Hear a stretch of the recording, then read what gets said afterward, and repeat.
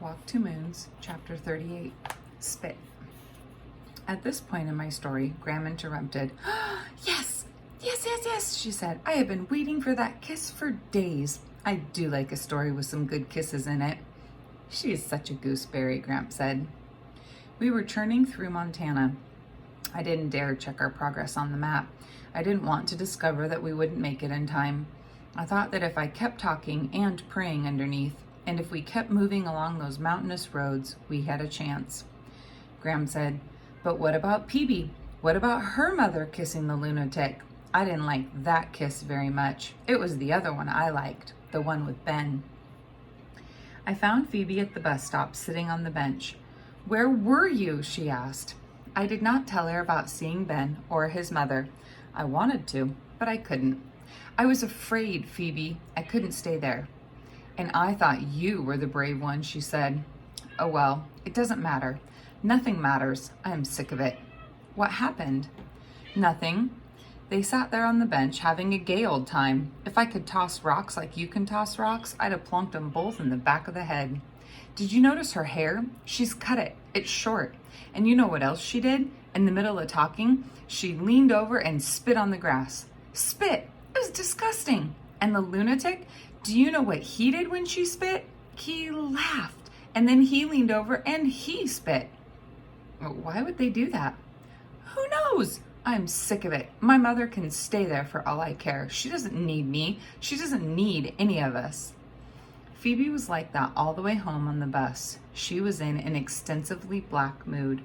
We got to Phoebe's house just as her father pulled in the driveway. Prudence rushed out of the house saying, She called, Mom called, she's coming home.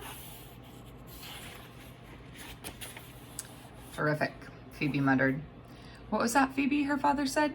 Nothing. She's coming tomorrow, Prudence said. But what's wrong? Her father said. What else did she say? She sounded nervous. She wanted to talk with you. Did she leave a number? I'll call her back. No, she didn't leave any number. She said to tell you not to make any prejudgments. What is that supposed to mean? Her father said. Not make any prejudgments about what? I don't know, Prudence said. And most important, she said she was bringing someone with her. That's just grand, Phoebe said. Just grand. Phoebe, her father said.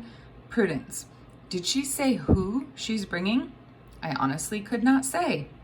Did she refer to this person at all? Did she mention a name? He was getting agitated. Why, no, Prudence said. She didn't mention a name.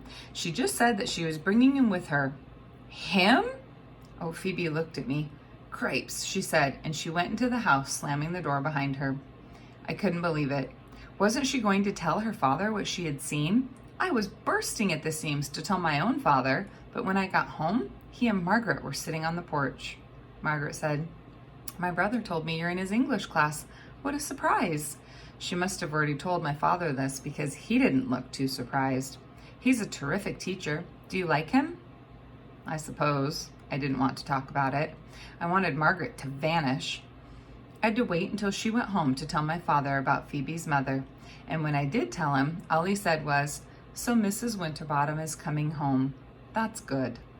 Then he went over to the window and stared out of it for the longest time. And I knew he was thinking about my mother.